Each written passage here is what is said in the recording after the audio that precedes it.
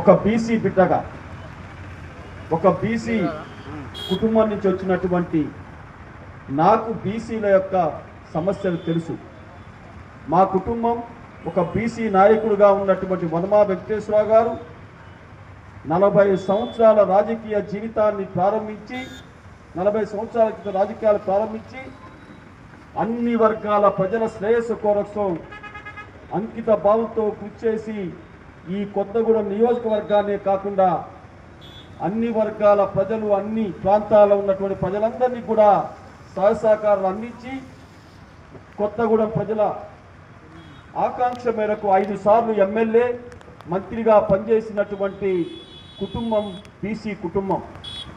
ఈ జిల్లాలోనే కాదు, రాష్ట్రంలోనే ఒక ప్రముఖమైనటువంటి బీసీ నాయకుడు వనమా వెంకటేశ్వరరావు గారు. ఇవాళ బీసీ నాయకుడుగా మరి ఈ జిల్లాలో మరి సరైనటువంటి ప్రాతినిధ్యం కల్పించి ప్రాతినిధ్యంతోని మరి ఇక్కడ ఎమ్మెల్యేగా ఎన్నికైనటువంటి ఏకైక బీసీ నాయకుడు ఖమ్మం జిల్లాలో మా కుటుంబం, వనమా గారి కుటుంబం. ఎందుకు చెప్తున్నానంటే బీసీల గురించి మాట్లాడటం కాదు, బీసీల గురించి న్యాయమైనటువంటి కోరికలు సాధించేదాకా మనందరం నిద్రపోకుండా పనిచేయాల్సిన అవసరం ఉంది. గతంలో ముఖ్యమంత్రి కేసీఆర్ గారు ఉన్నప్పుడు బీసీలకు అన్ని రంగాలను అభివృద్ధి చేయటం జరిగింది. యాదవులకు గొర్రెలు ఇచ్చాడు, ముస్లింలకు షాదీ ముబారక్ ఇచ్చాడు. అన్ని ఎవరి దామాషా ప్రకారంగా వాళ్ళకి బీసీలకు సరైనటువంటి న్యాయం ఇచ్చాడు. ఇలా మేము అదే అడుగుతున్నాం. ఇలా బీఆర్ఎస్ పార్టీ కేటీఆర్ గారు కేసీఆర్ గారు కానీ మేము అడుగుతా ఉన్నాం, మీరు ఇచ్చిన వాగ్దానాన్ని నెరవేర్చండి, లేకపోతే మీరు గద్దె దిగండి అని చెప్పేసి మేము డిమాండ్ చేస్తూ, ఇది ఇంతటితోనే ఆగేది కాదు.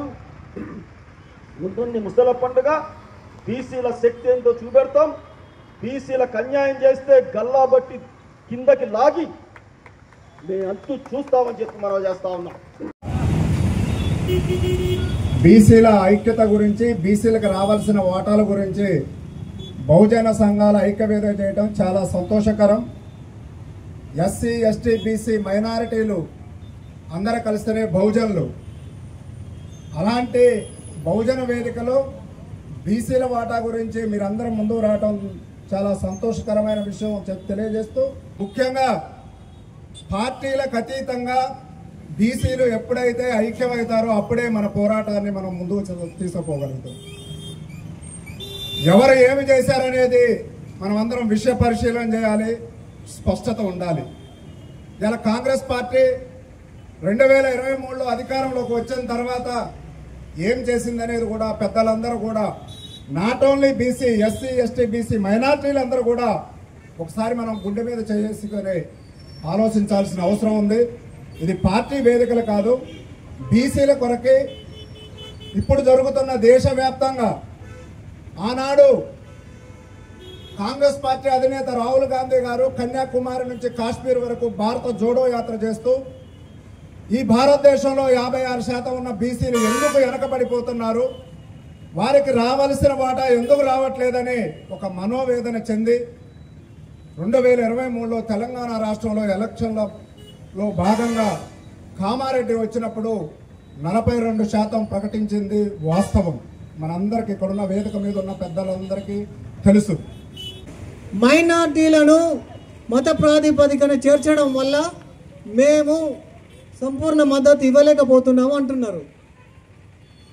అదే బీజేపీ పార్టీ పాలిత ప్రాంతాలలో, వాళ్ళు పాలిస్తున్న రాష్ట్రాలు ఏవైతే ఉన్నాయో ఆ రాష్ట్రాలలో మైనార్టీలకు, ముస్లింలకు 8%, 10% రిజర్వేషన్లు కల్పిస్తున్నది నిజమా కాదా? ఈ దేశంలో ప్రధానమంత్రి ఉన్న గుజరాత్లో ఇవాళ ముస్లింలకు ప్రత్యేక రిజర్వేషన్ ఉన్నదా లేదా? అలాగే మహారాష్ట్రలో కూడా ముస్లింలకు రిజర్వేషన్లు ఇస్తా అని చెప్పి ఇచ్చిందా లేదా? ఇవన్నీ ఆలోచించుకోవాల్సిన అవసరం ఉంది. ఇది కూడా మనందరం మాట్లాడుకోవాలి, చర్చల్లోకి పోవాలి. మనం కూడా మాట్లాడేటప్పుడు మన బీసీ సమాజంలో చైతన్యం చేయాల్సిన అవసరం ఉంది. మిత్రులారా, ప్రతి ఒక్కరికి కింది స్థాయి నుంచి పై స్థాయికి అందరికీ తెలుసు, దేశంలోనే అత్యధిక శాతం ఉన్న బీసీలకు కూడా ఓట్లప్పుడు మాత్రం సీట్ల కోసం, ఓట్ల కోసం తీసుకున్నారు తప్ప రాజ్యాధికారం కల్పించడంలో కానీ, వాళ్ళకు జరగాల్సిన న్యాయమైన కోరికల్లో కానీ విద్యారంగం రాజకీయ రంగంలో ఎక్కడ కూడా వాళ్ళకు అవకాశం కల్పించట్లేదు.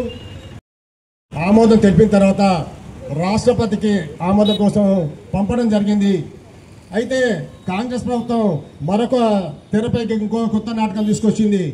రాష్ట్రపతి ఆర్డినెన్స్ లేకుండా రాజ్యాంగబద్ధంగా కూడా ఏది కూడా అమలు చేయడానికి వీలైన సంగతి వాళ్ళకు తెలుసు. దాంతో భాగంగా ఈరోజు మరొకటి కొత్త బీసీలను అన్యాయం చేస్తూ బీసీలను మాయమాటలతో రేపు రానున్న స్థానిక సంస్థ ఎన్నికలలో అమలు చేసి తీరుతామంటారు. వాస్తవంగా ఢిల్లీలో నిరాహార దీక్షల పేరిట 5 రోజుల పేరిట మరొక తెరపైకి మరొక నాటకం తీసుకొచ్చారు. ఇదంతా ప్రజలు గమనిస్తూనే ఉన్నారు. ఎందుకంటే కాలయాపన చేస్తూ బీసీలకు అన్యాయం చేస్తున్న సంగతి తెలుసు.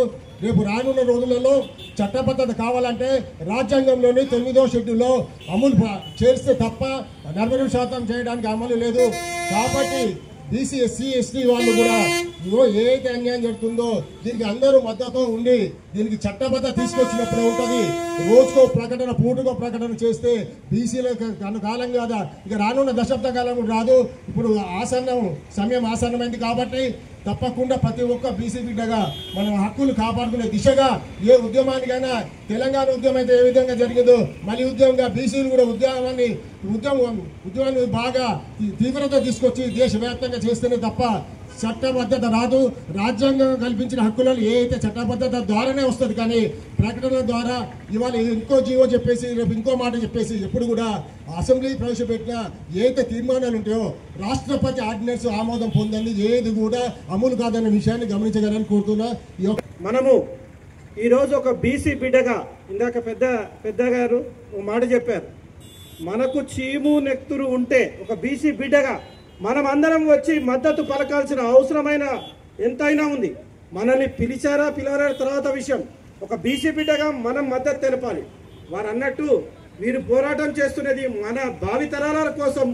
వారు ఇప్పుడు మన కోసం కాదు. ఈ రిజర్వేషన్ 42% రిజర్వేషన్ అనేది వస్తే మన భావితరాల మన పిల్లలకు ఆ తర్వాత వాళ్లకు ఉపయోగపడుతుంది.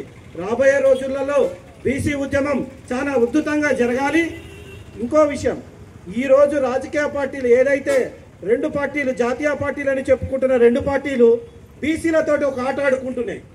వాళ్ళ ప్రధానమంత్రిగా వాళ్ళే అగ్రకులాలు వాళ్ళు ప్రధానమంత్రిగా ఉంటారు, ముఖ్యమంత్రిగా వచ్చేసరికి అదే అగ్రకులాలు ఉంటారు. బీసీలని ఒక ఓటుగా సీటు కోసమే వాడుకుంటున్నారు తప్ప వారికి ఎటువంటి చట్టబద్ధమైన పదవులు వాళ్ళకి అప్పచెప్పరు. మనం బీసీలు 52% రాష్ట్రంలో ఉంటే మనకు వచ్చే పదవులు 19 మంది ఎమ్మెల్యేలు ఉంటారు. అదే ఓసీలు 5 to 8% ఉంటే వాళ్ళు 40 మంది ఎమ్మెల్యేలు ఉంటారు. ఇదేనా రాజ్యాంగం? ఇదేనా ఇక్కడ జరుగుతున్నది? ప్రతి ఒక్క బీసీ గమనించాల్సిన అవసరం ఉన్నది. సరే, ఇప్పుడు ఏదో రేవంత్ రెడ్డి గారు కొత్త నాటకం మొదలుపెట్టారు. 42% రిజర్వేషన్ ఇస్తాం, బీసీలకు మేము అండగా ఉంటాం. అయ్యా రేవంత్ రెడ్డి, నువ్వైతే ఏదైతే చేసావు అసెంబ్లీలో తీర్మానం చేసి ఈరోజు గవర్నర్ ముందు పెడితే ఆ గవర్నర్ గారు తీసుకుపోయి రాష్ట్రపతి ముందు పెట్టారు. ఇది అయ్యే పనేనా?